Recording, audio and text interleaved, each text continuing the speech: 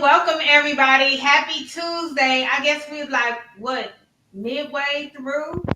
Can you hear me, Pearson? Oh, I hear you just fine. I'm just pointing at this little emblem up In here. We that, got a big weekend coming. you know what? Just because of that, I think I'm gonna root for Ohio. I'm sorry, what now? I think Ohio. I think. No, you left up north when you moved down to Houston. That's not going to happen. That's not gonna happen. Not gonna happen. But y'all know what? Happy Tuesday anyway. We are almost at the end of. I mean, we are at the end of the year, but like literally, we're almost about to say, "New me, new you," or "new something about all of that type of stuff. But, but in either way, welcome to the Rig on Wheel Show. I am your host, the CEO and founder of Rig on Wheels. And of course, we have Pearson with us. He cannot go and save the world anymore. No more of that. That's what Josue and I have been saying, that you've been off saving the world. So no more of that. He is the best VP over there, the best VP of recruitment over there at Mesilla Valley. So we are here to definitely give you your hot topics, your hot jobs, your recruitment tips, your driver tips, all that good information. But today, especially, of course, we're going to talk about freight. We're going to talk about diesel. But Pearson's favorite stuff that keeps coming up in the news is these tariffs. And I know he's like, oh my God, don't talk about them. But we got some crazy stuff going on. Canada cannot get it together for nothing in the world. I really need them to pull it together. And then TikTok. Typically, like Camille, why are you talking about TikTok? This is a truck driver recruitment show. But TikTok really, whether or not they banned or not banned, it does affect us in the trucking community. So I want everybody to watch this definitely so we can talk about it because it will affect us. Hopefully they stick around because we need it in our community. So buckle up. We're about to get started, everybody. But before then, wherever you're watching us at, make sure you follow and subscribe, especially on YouTube. Make sure you follow and subscribe. So, what you want to talk about first in this news? You want to do the freight first? Yeah, let's do freight. We saw the spot market increase dramatically in week 49. With that said, it's the weekend. It's the week after Thanksgiving. So it was a huge week miles wise for us over here at MVT. But we also keep in mind that the previous week was suppressed with Thanksgiving. So available loads went up 106%. It went down 45% the week before that. Available trucks also went up 26%. Drive in right now sitting at 212 a mile plus fuel on some of that, but 212 a mile is the national average on the rate. Flatbed at 225, reefer 239.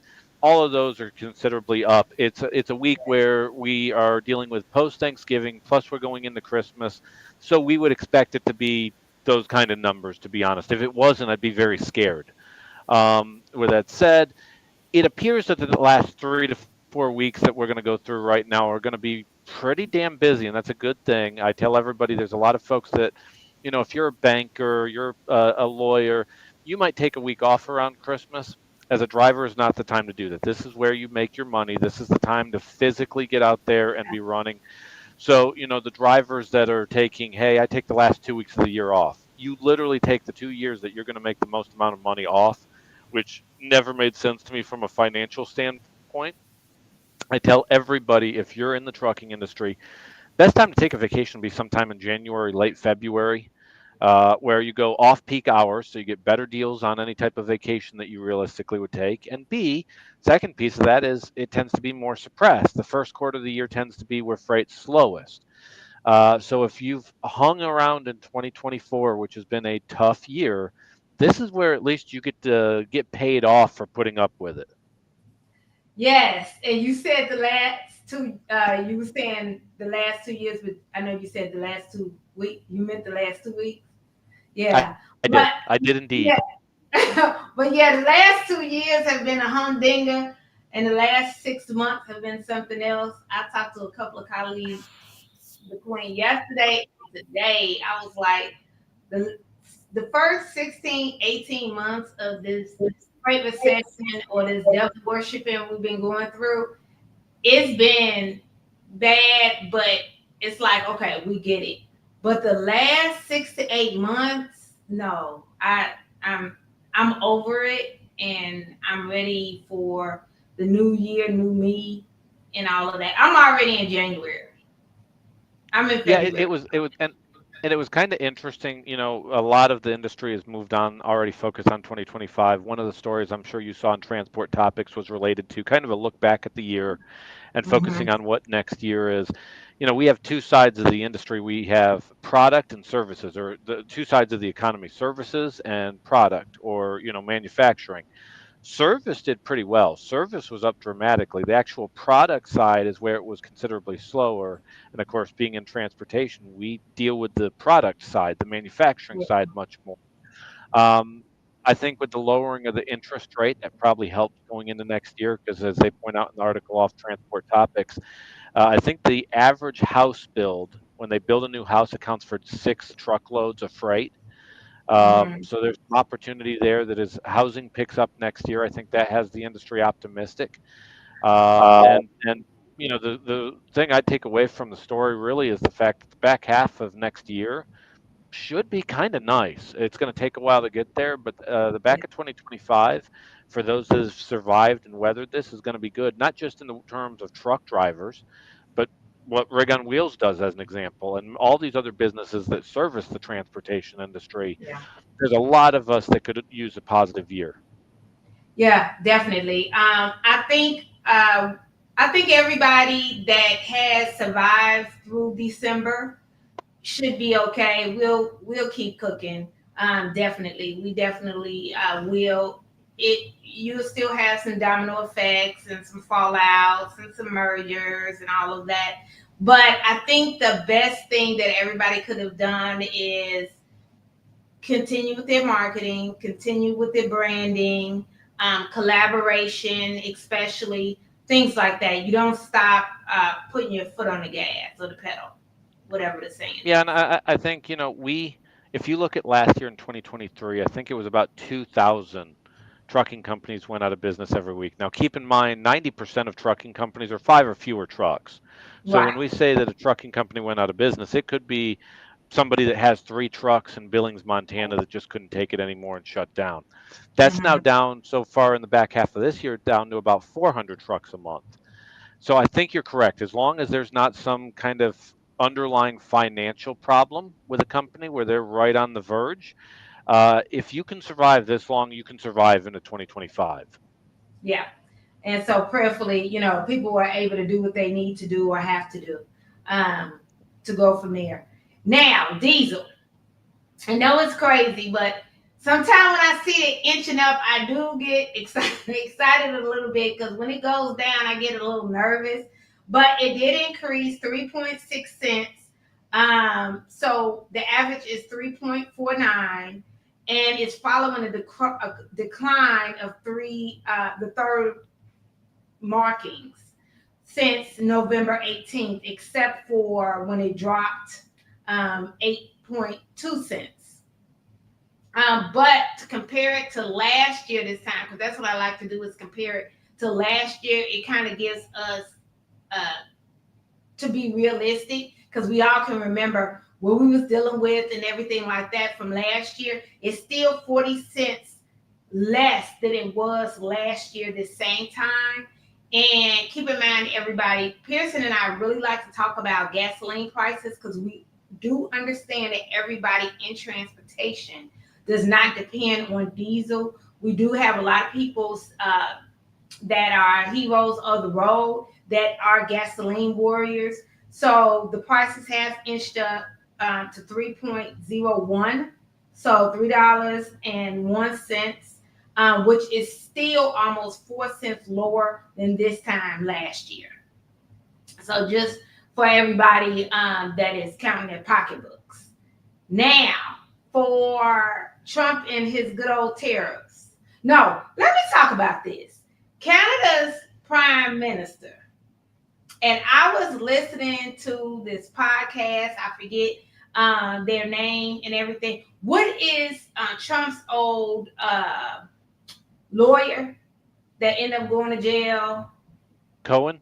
Yes, he was on a podcast with this other guy, and he said that when uh, Canada's prime minister went to Mar-a-Lago to meet Trump, it really showed a sign of weakness.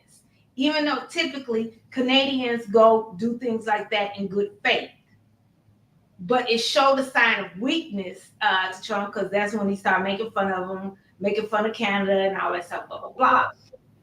But the other host said no, you're looking at it wrong. But apparently it did, or maybe I'm looking at the gossip wrong. But now we have the head of finance over there in Canada is resigning. Yeah, I don't know that Canada has much of a choice in it. They probably should make that trip. In all fairness, Trudeau probably does not win the 2025 election up there for prime minister. So Mhm. I think he's been in power now about 9 years. It probably comes to an end next year, just reading the tea leaves. Um, Look, I think that the opposition side did a pretty good job of wording it when they said, we have a border with the largest economic partner the world has ever seen. For us to pretend that's not the case is just ignorance. We benefit when Canada does well, but Canada is definitely tied to the hip with us in Right. terms of how things work. Again, I don't know that we're going to see 25% tariffs. I think it's an opening posture by Trump. Yeah. But I do believe that they will look at it and see what they can get out of it. And just like we would expect their side to have somebody that is most interested in doing what's best for their citizens, we would expect the same on our side as well. And we'll probably meet somewhere in the middle. Canada and the U.S. have been tied together since about the War of 1812. So this is Right. not something that's a new partnership. They Mhm. are definitely integral in our success, especially in the automotive industry in particular. If you look at all of our car haulers out there, boy, there's a lot of stuff coming out of Thunder Bay and Ontario that our suppliers rely on heavily. But they can do things as well. They do light up some of us, and what I mean by that is we depend on them for literally lights in some part of the Midwest, which some of us don't know that. But either way, for her to talk about resigning right behind that, it's a lot going on. But it just keeps coming up in the news about these Yeah. tariffs. And I I, know that in what were you about to say? no, I was going to say too, I don't know how much of that is, they have a very hard carbon tax that's been extremely unpopular up there in Canada. Mm-hmm. And I know the finance minister was a big proponent of said carbon tax. They have, just like we do, and Lord knows when we were dealing with our own elections here in the US, we had some of these internal debates. They're having a lot of those same things. Yeah. So I can tell you that it's going to be interesting. I would say that Trudeau, in many aspects, has been beneficial to the U.S. But realistically, it's a hard thing, and we're fortunate. Our president is held to 2 terms. So in most cases, a 2-term president, you'll find most presidents people are kind of tired of by the time you get to the back end of that 8 years, because you see the president every day. Your senator you may see on TV once a month, Mm-hmm. but your president you see on a daily basis, and you can only take so much of that no matter what part of the political aisle you stand on. In particular, independents feel that way. um, I will say that 2025, once we get into 2025 and seeing how their election shapes out, though, I don't know what it's going to mean, but it will be very, their election will mean a lot more this year for us than it did in probably recent history. Yeah. I just and you're right, they're having their own things because there are a lot that don't care for him, so they're going through their thing.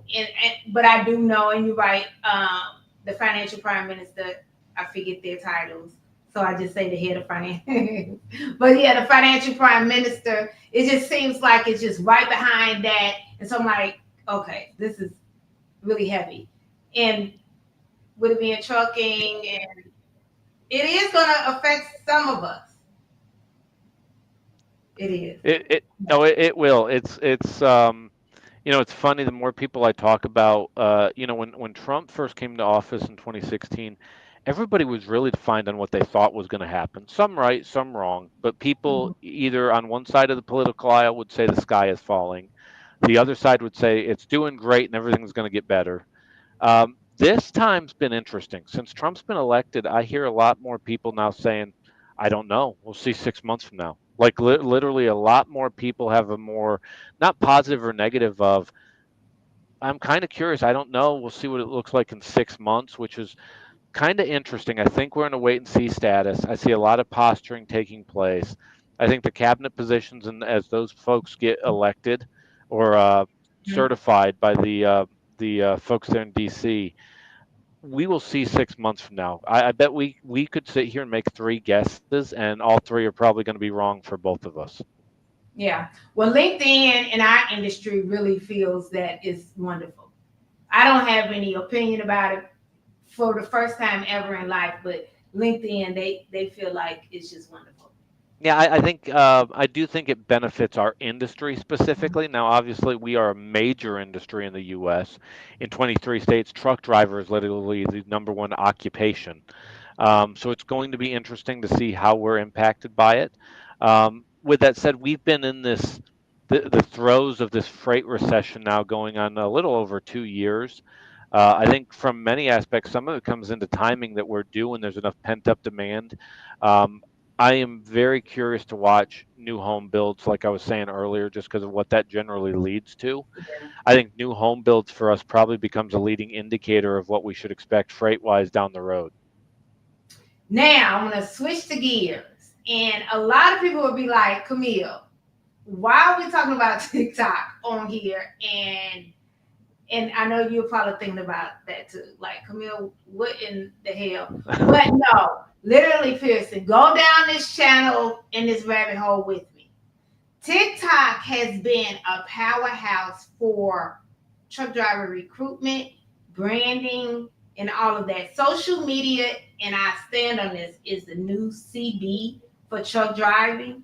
And TikTok literally snuck up on us as far as being a powerhouse with trucking. So even if MVT or ABC Trucking Company is not themselves on TikTok, they're on there inadvertently, right? Your drivers are on there. So I'm really a person that says meet your drivers where they are. So the fact that January 19th, TikTok might be dismantled as far as in the United States, I feel like that is a big deal, especially since now everybody is on TikTok. You have your older generation, all of that are on there as well. But you have a big chunk of 25 to 45 ages are on there. And that is the age that we need in our industry. So that is the reason why I brought this up as far as for folk that are the carriers on it, when the people that are doing the recruitment and the marketing to these drivers. That is where the issue is. What is your thoughts on that? Like, how do we move forward with that? Like, that is really a hot topic that's been trending like crazy. Yeah, so I'm a big First Amendment proponent. I get some Mhm. concern about it being overseas and stuff like this. And this is the one thing when it comes to election. I think a lot of politicians worry about election interference. At the end of the day, you go vote for who you vote for. You may get Right. information and advertising, but when I see an ad for buffalo food, if you own a buffalo farm, I don't immediately go down to the feed store and buy buffalo food because I don't own a buffalo. You're not Right. influenced by that much. You're an individual. So my big thing is with any type of freedom of speech, this changes so radically. If you remember 8 years ago, I think it was the Democrats that really wanted to crack down on Facebook. And truth be told, Facebook really doesn't matter anymore. Like they have a lot of people, but of active users, the usership of Facebook has gone down dramatically, in particular over the last 2 years. There will always be something that replaces it. The government can't really regulate it. I think it's more of a waste of time from a political standpoint. We'll find another thing. I promise you, if TikTok went away tomorrow, you'd probably move over to Instagram until the next thing comes, and the next thing Yeah. always To the will next come. thing. Yeah. This is not like a hard product. So, Camille, like if you invented a widget that had this one little piece that was proprietary, you had a patent on it, no one could replace your widget. It's hard for your competitor then to come and beat you out. All these social media platforms are literally a concept. They are purely something that we think in our heads, and it's a Hmm. medium. Like anything, there's dark sides of it. When the internet first came to be, there's a lot of cool stuff you can do with the internet. You remember your first email address or what you did online getting in a chat room. And there was a dark side to the internet. There's yeah, oh yeah, there was good though and bad. If you go to certain parts of the internet, you regret going there. Same thing with any type of social media. There's good that comes with it. You get access to a ton of information. There's also going to be bad that comes with it because freedom of speech protects you from the government, does not protect you from public backlash or hearing things you don't want to hear. That's not really what it's made to do. I find this to be more of a quagmire than anything else. I would like TikTok to stay because I don't really want the government to get involved with it. But on the flip side of it, this isn't something that's easy to regulate as your widget that you created, where you have a physical viable product. This is purely conceptual. And I can tell you it would disrupt our industry significantly. The thing I like about TikTok most is the voice it gives to drivers. You see a lot of driver stories on TikTok that, when a driver has a grievance, a complaint, or a feel good story, can't really be put into words like an image tends to portray that story. Especially my thing tends to be a day in the life of and showing what a driver is experiencing on the road. But the nice thing is, there's always going to be something to replace it. That message is now started. You can't unwind that clock. And so I find that it might disrupt us for a little bit, but I promise you, there's going to be something that replaces it that we don't even know what it is. There's some brainiac in Harvard right now that's creating it as we speak, and the next thing you know, you're going to be going, "Hey, are you on Yo-Yo or are you on something else?" I'm going to go, "No, I'm not. I'm not hip, I guess."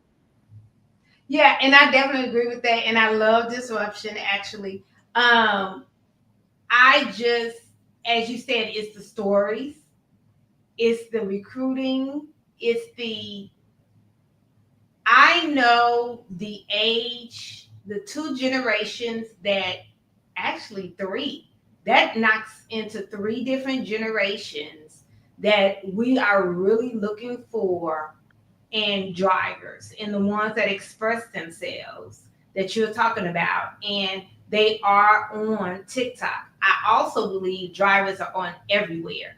But TikTok was the avenue that actually took us by storm. It wasn't anything that, because everybody thought it was just a dancing app and all that type of stuff. And obviously, I ain't on nowhere dancing.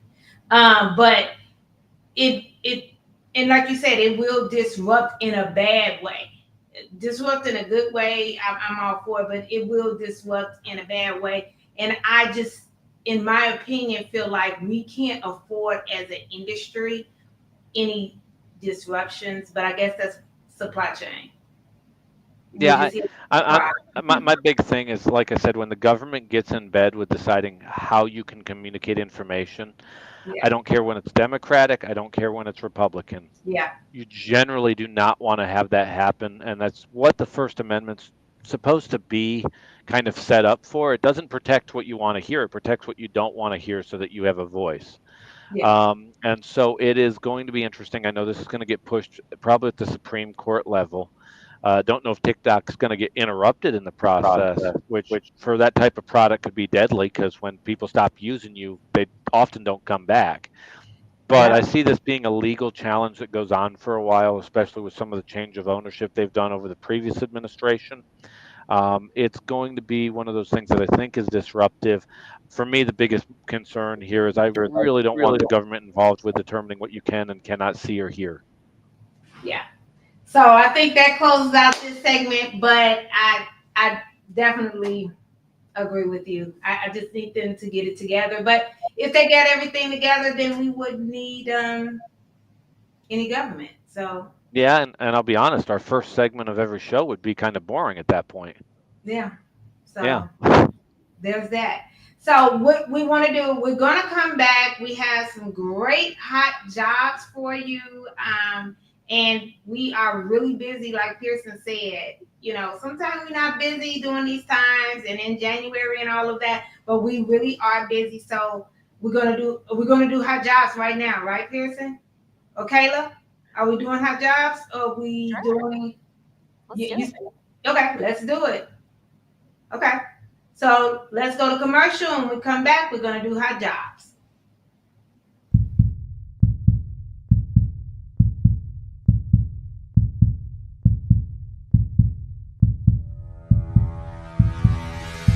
Hello, everybody. I'm D. Anthony Davis. I'm a truck driver from Cleveland, Texas. I've been driving for 3.5 years now. I recently saw a podcast with Rig on Wheels on YouTube. I gave them a call. They was fast. They was efficient. They helped me out. I didn't really want to be over the road, so they got me a good regional job. And hey, you should give them a call.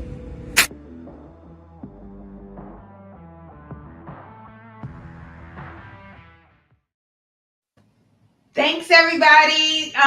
So let's get started with these hot jobs, Pearson. You got a million of them, Absolutely. right? We got four jobs that we'd like to talk about today. Vanna, are you ready? I'm ready. Good Okay. deal. Let's talk about Division 100 first. Division 100 is offered out of El Paso, Texas at this moment, a really fun division for us. So you see their average earnings, we're projecting out 1450 to 1540 a week. This division has been surprisingly busy. I can tell you that the average on this division, when I look at the month of October, was actually close to about 1650 to 1700. So this division has been growing rapidly. The customer base is expanding. So again, we're advertising 1450 to 1540, but we literally just pulled the stats for October and November, and they're averaging between 1650 and 1700 at this moment based off of current freight volumes. Have the need for about 10 more individuals out of El Paso for this division. The other thing that's interesting with this division is you don't see it on this map, but we do have a customer that if you have a passport will run up into Toronto and into Montreal. And when you run those loads, you get an extra $100 per driver, either for a team or a solo driver. Division's nice from a weekly home time standpoint. Route takes about 4 to 6 days.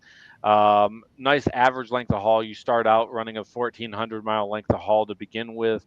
So really exciting times for Division 100. So if you live around the Metro El Paso area along the borderlands, be sure to ask your recruiter about Division 100. Let's go to the next division, Division 150.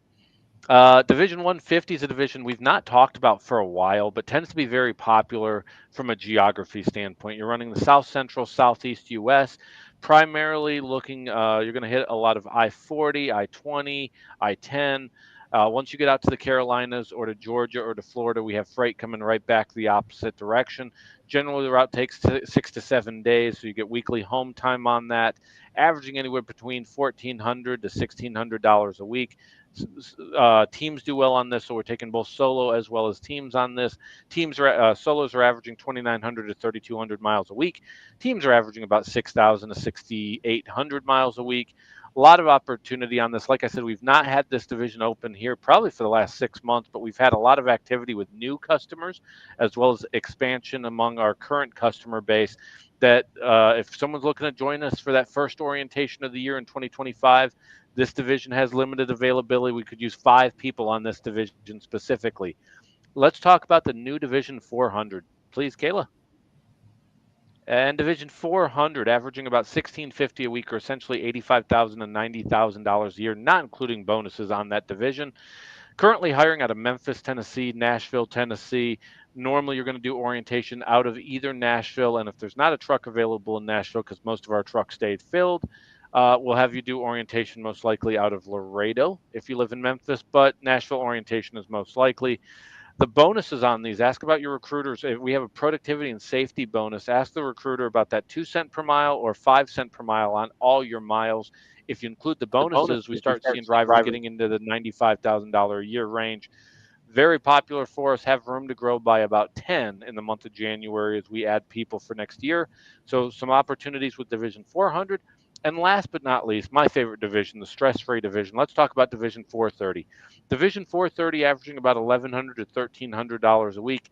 If you live in Jacksonville, we've talked about it on this show before. You've been through it. The recruiter tries to send you up I-95 so you can play in the traffic up there around DC, Philly, New York, or you head up I-75 and get to sit in the parking lot that is known as I-285 around Atlanta. Not in this case. This division has you go from Jacksonville to Houston over to Laredo. Laredo then comes back to Jacksonville. Position takes approximately 5 to 7 days out. Um, really popular with our folks in Jacksonville right now. We could add probably about another 15 to 20 on this particular division. Lowe's appreciates what we do. They're the major customer that makes up about 60% of this division's freight, along with some newer customers that have been propping this up as well. We have a fantastic on time percentage rate for Lowe's out of their location down here that averages, I think our on time percentage last I saw was 99.7%. We work closely with Lowe's. They are a great customer for us, and this division is definitely one where we get to work closely with Lowe's. Plus, have the benefit of those backhaul options that keep us busy and keep our drivers' pay consistent and steady. So those are the four divisions that we have right now that are the hot divisions: Division 100, 150, 400, and 430. However, we have a bunch of other divisions that we never even got a chance to talk about. Whole bunch of stuff. We're doing the first orientation on the week of the 6th of January for 2025.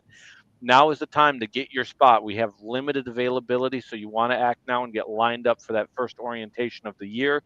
Have a lot of new customers starting with us in 2025, so we will be through the busy part of the year as an industry, but we have some exciting things coming next month, so you want to get that. We have limited truck availability, so if you wait a couple weeks to try and do this, you may be too late. So if you like this job, or you're curious about any of the other jobs that we have with Mesilla Valley or that the team at Rig on Wheels has across the U.S., be sure to call 281 968 3100. That's 281 968 3100. And if you don't call, make sure to go online and go to rigonwheels.com. We have a lot of opportunities. Camille, tell them about the team they're going to deal with over there. Yeah, definitely. You will. Well, our top three leads. Or you're going to either talk to Raven, which is the manager. You're going to talk to Nimmer, or you'll talk to Lydia. We have a host of other recruiters, but those are the top three that will probably answer the phone, jump on your phone call first, and then get routed to the other ones after that. Also, as Pearson said, you can either call 281-968-3100, 281-968-3100, or go directly to the website at rigonwheels.com. You'll see a tab. I'm making up words now again. So you will see a tab that says driver application. And when you fill it out, mainly everybody already has experience. So it will hyperpopulate or auto-populate your application. So all you're doing at that point is updating everything and signing. And then one of the recruiters will definitely give you a call today or by tomorrow. Another thing is, I want everybody to know that always listens to this. You know how Pearson normally says the Texas regional is his favorite? He today said the Jacksonville 430 was his favorite. That's my favorite. Oh, it is. It is. But I will tell you this, driving truck is stressful. And if you come into Christmas, I got 5 boys, lots of family member. This is my stressful part of the year. I could use a division that takes a little stress out of my life. Okay. I just wanted to let you know. I mean, but you're a Texas person now. I mean, you live in the real Texas now, so you probably still should favor Texas regional, but you can have my division if you like. But I do So that really was like Division that 430. was Camille Gaines who's just said the real Texas. So if you're not in the real Texas, write your angry letters to rigonwheels.com Yes. immediately. The Yes. real Texas would be that DFW, Houston, San Antonio, and Austin. But I do want to give a shout out because he wrote something on LinkedIn, and that's Jamie Anderson. I met him in real life. I just love him. He's one of our favorite truck drivers. He was on the road. He's been driving since before Christ, but met him at our Think Freight, which is a newsletter for our industry. But Think Freight Holiday Meetup this past Friday in the Woodlands, super fantastic. So great, awesome guy, knows a lot about trucking and everything. We don't agree politically, but we agree with everything else. We're probably the only ones that weren't told that you can't go to things and talk about politics. But we love it. That's just who we are, right, Jamie? But we had a super great time. But was saying that something that Pearson and I always advocate about, and I know Jamie would definitely say the same thing because he's been driving for a very, very long time, is as truck drivers, make sure that you are networking, not with just truck drivers, but get out your comfort zone and do it within the industry. Other people that are in logistics, trucking, freight, all of that, because it's a wealth of information. You'll be able to tell us stuff about driving and being in the truck and all of that, and vice versa. Like, for an example, I live 8 minutes from where we were going because of traffic. It took me 15 minutes to get there or 20 minutes in an Uber. But Jamie actually was in his truck. So it took a little longer, a lot longer hours because he had to find what truck parking. So, but he came and everything was great. Of course, the whole Uber, he did as well. But he was able to discuss those things that, as much as we talk about truck parking on this show and we read about it, he was actually able to discuss that where we can't talk about it in the same way that Jamie Anderson could talk about truck parking. And then, of course, he's able to talk about it over the years of being a driver, not just from a driver that just started during a pandemic or something like that. So that's why it's so important as a driver, or if you are, like Pearson said, in other parts of trucking or transportation service parts, you need to network and be mentored by somebody other than just like us. We're in recruiting. I need to be mentored by somebody in trucking, be able to talk to them, somebody in brokerage that actually did more than just brokering forever. They did other things because he or she is able to tell me a lot of host of information. Pearson has been in this industry forever, so he and has a lot of different titles. So he's able to tell me stuff that I don't know or thoughts that I haven't even thought about. What's your take on that? I love different voices. I could say the same about you too, because your perspective on it. But yeah, from a driver's perspective, it's one of the things I'm interested about as people listen to our show and watch on YouTube. I'd be interested in people's perspective of as we go into 2025, as an example. I'd love to hear from drivers. What is the thing that they think with the recent administration coming into office from a driver's perspective, not relying on the ATA or OIDA, what is it that they would like to see? Is truck parking still the biggest issue for drivers on the road? Is it equipment? Is it some other factor that we haven't even talked about on this show? But I would like those insights, especially because drivers can talk about things more freely than you and I could, because they physically live it and breathe it. Any feedback, I can tell you we take questions on this show, but any feedback that we can get How do you look for a job? What are your biggest concerns? What do you like about the industry? What do you not like about the industry? One of the things that's a hot topic is a driver bill of rights. What would you as a Yeah. driver have on that bill of rights? Those kind of pieces of information would be very useful for us, both in the world of recruiting as well as this show, is that information becomes very apropos that we can communicate with people outside of just our sphere of influence. Pearson, you said something that, okay, in my culture, we would say we'd be running through the sanctuary. That is it right there, like the Bill of Rights for truck drivers, because we can sit here all day long and talk about stuff, but what is it that they want? And let's talk about this.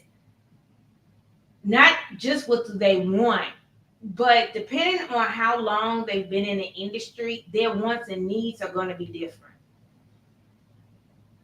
That is something that I don't think we talk about enough. Everybody, because they're at a different point in their life, and not just because of age, but literally they've been in the industry longer than somebody else. So what they want, I want to see if we can get him on the show, because that could be an interesting conversation.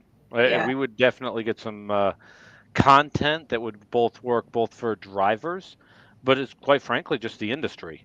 Yeah, he's a host of info. That is 100% for sure. Definitely. And I know that he knows and feels that he's going to make significantly more than he under the upcoming administration than he did in the current. Yeah. And I no argument there, actually. You know, for once. Look, for the first time ever. But what I want to do is close out of this segment, and I want us to go, 2 and 2, 2 and 2. So if you don't know what that means, you are just way too young. But what I want to do is go to Kayla. Were you able to download that video? Yes, ma'am. Oh, super fantastic. Because this guy that won the car, he said some words that I love. It just touched my heart, pride and all that stuff. I'm a pride and honor person. So I love it. So if we can go ahead and watch the video, you all just stick around, watch this video. It is important. Don't cry. It did bring a little tears to my eye. Pearson, don't cry, okay? And then we'll be right back. I got the Kleenex. All righty, we'll be right back.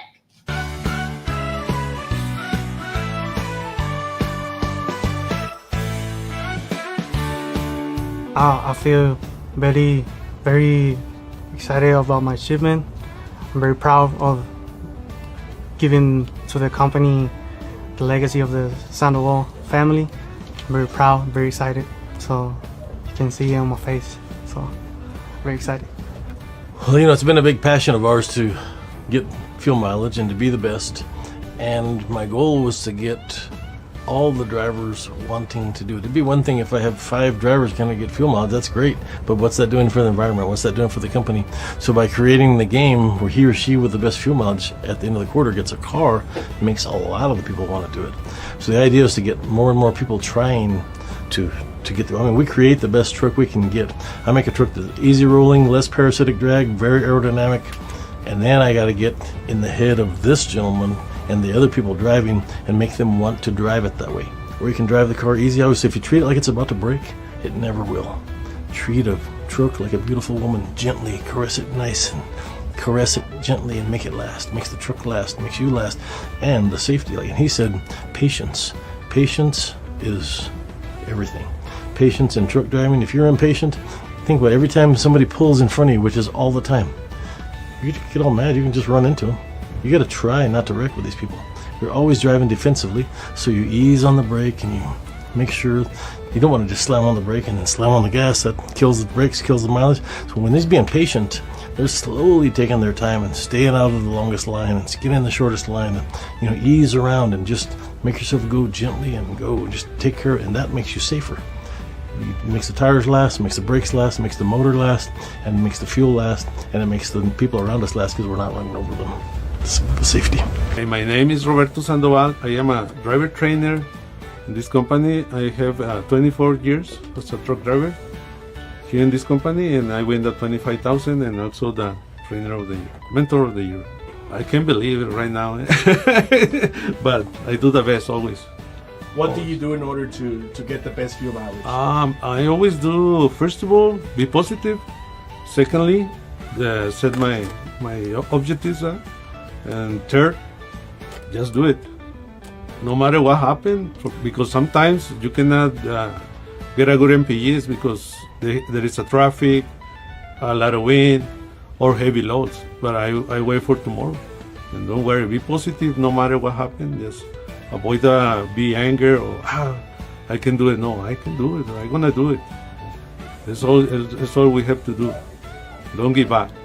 Never give up. I'm so proud of Roberto and all the things he's done, and you know, it's not just his family. I forget how many people he's trained over the years, but we've had a lot of car winners and a lot of trainers that are still training here that won a car because they learned from him. They went on, they started here, they saw how he did it, they listened, they watched, and then they go win a car on their own, and then they train somebody who then wins. It just keeps getting passed down. We just keep creating better and better drivers, and a lot of it started at the top, and the top is Roberto Sandoval. Thank you, Mr. Rivera. Thank you. Always is a pleasure to see you in this season. It's the holiday season. What the holiday do without Sandoval?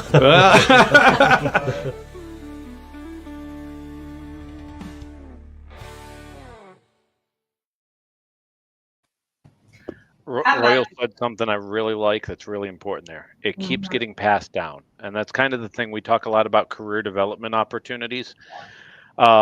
It's a never-ending process. You're constantly trying to get better. Roberto Sandoval's a really nice guy, and the people that get mentored by him respect the heck out of him. He's brought a lot of family members. He's mentored a tons of people. I don't even know if he knows the actual number of all the people he's mentored, but I'll say that if you look at our other mentors, they also tend to have come from Roberto or people similar to Roberto. That career development path is looking at a job, and it's not thinking about what are you going to do tomorrow or the day after, but where do you want to be 5 years, 10 years down the road. Really good video, well put together by the marketing team there, and just some real quality information. Yeah, it's so much to unpack in this video. I kept watching it. First, Royal Jones is so humble, right? And so relatable. I like the fact that what he was saying, you always gonna have somebody get in front of you, but it's about being safe and just if you treat the equipment as if it's going to break. That thought pattern behind that part, Roberto leaving a legacy, and we're not talking about the family, but we're talking about like the people that he's training, some of it being his family, but of course the people that he's training, that is super fantastic. But the first guy, that Sandoval, I love how he was saying bringing pride to the Sandoval name and all of that. That just brings me a lot of joy. How long has he been with MVT? About 2 years. 2 years. So he literally came in and he wanted this car. Like his purpose was to be a professional driver and to be coached and do this. It wasn't a mistake. That it's not easy. But something that Roberto Sandoval said was, you're going to have days where your MPG is not good. Just like all of us, you're going to have days where you're not doing your best work, but you come back the next day with a positive and you just do it. No excuses is basically what I heard him say. So as a truck driver, all of us, but for this point in this segment, as a truck driver, you just do your best. And for this, Roy Jones was saying he wanted to reward, and because of fuel economy, for the environment, all of that. I just think it's wonderful. Yeah, we are in an industry that is very one load at a time. We don't really do a good job as an industry thinking about tomorrow. Mhm. And so it's taking of an approach of what's your long-term strategy and goal. If Mhm. you literally say 6 months from now, a year from now, I just want to run a good load and make some money, you're going to be disenfranchised. You're literally not working towards anything that has any long-term purpose or meaning. And I tell that to anybody in any career path. You have to have a long-term goal. If you simply are just trying to get a paycheck, which by all means is important, we all got bills to pay. I understand that fact. With Mhm. that said, though, you want to have purpose with what you do, and that's the key thing. I'm not hiring drivers, I'm hiring professionals. I'm hiring people that ultimately take pride in what they do. They're safety conscious, and we bring a high level of service to our customers that is second to none. And what I mean by that is we have 0 CSA categories above threshold, so we're not a Yeah. safety concern on the road. We have drivers that give our customers unbelievably high on-time percentage, as well as direct communication when things don't go as planned. And in a world where we've talked on this show a lot about some other things like EVs and other vehicles, we have about 120 years worth of fuel left. And those EVs, the infrastructure is not built for them. No. So, how do we end up impacting the environment in a positive way? We get more with less. So, Yeah. while the rest of the industry is averaging 6 miles a gallon, we have people like Mr. Sandoval here who's averaging 11, almost 11 and a half miles a gallon. It's not luck. It's treating the equipment as though it's going to break, because you will get more out of it, and that vehicle will be your best friend in accomplishing that. But kudos to MVT for actually rewarding that. That's almost double. That's basically round up. The only time we want to round down is on this, right? So we're rounding up. So round up, like that's twice the amount of the industry average. That right there is amazing. So You know, you take fuel, that's profit. That's not a and I will. mistake. Oh yeah, and I will tell anybody, look, if you're starting a trucking company, a lot of people when they start a trucking company is, what should I pay my drivers? I go, well, Mm, that depends on your customer base. That depends on a lot of factors. There's not a clear cut answer to that. But what I will tell you is you reward the ones that take care of you. Not all drivers are created equal. And when no. you have those drivers that take care of your equipment, take care of your customers, save you, they're a good fiduciary of your money with your fuel economy. Those people are supposed to make more. They're the ones that you don't want going into the job market. You want them to have career satisfaction, financial satisfaction. Yeah. It's part of why our turnover rate in the last 2 years has literally been cut in half, I because love we've it. really focused on how do you take care of that top half. The bottom half, you want to train those people up. That's opportunity. The bottom half, you can take that group of people, and at that point, between the fleet manager, driver services, equipment, and a whole bunch of other people, you can train that person up. They are not destined to be a bad driver. You can train that person up to be a hell of a driver.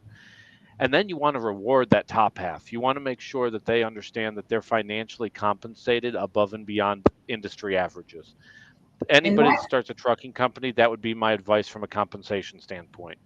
and that's what's so good because just in any model, any employee model, a lot of times people focus on the bottom half so much because we get stuck there because of underperformance. But if we focus on the top half, then the bottom half literally you coach them up or you coach them out. Yep. That's And we've talked about the saying, the squeaky wheel gets the grease too often. It's mhm, normally where we it is very easy to lead through negative reinforcement.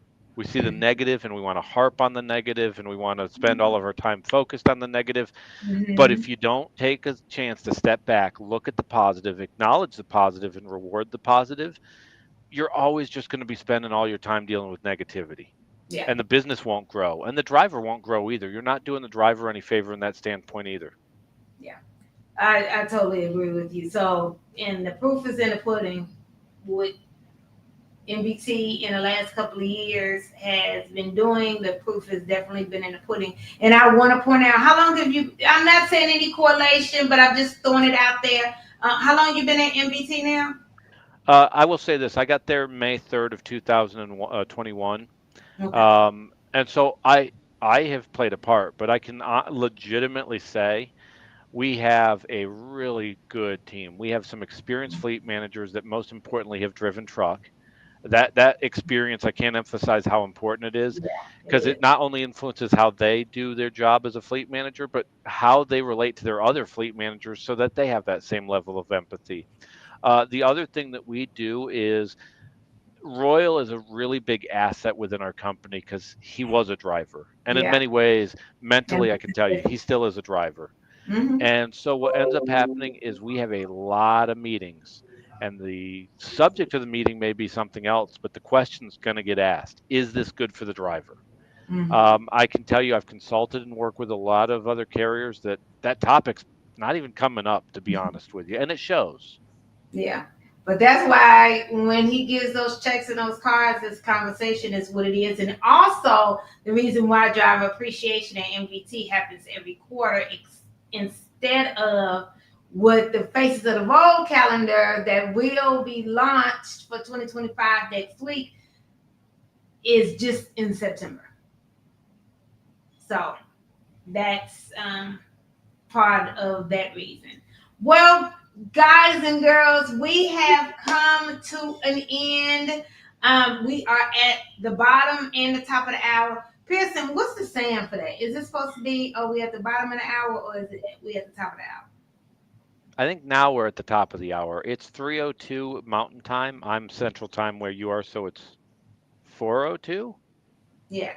I think it's the top of the hour, but I will tell you before you have a chance to get on Google and quote me wrong, don't quote me on that. Okay. But we're at some hour. So we're saying that we want everybody to be safe and all of that good stuff. And we will see you next week at the same time, 3 p.m. Central Standard Time. And be safe. Signing off. Bye.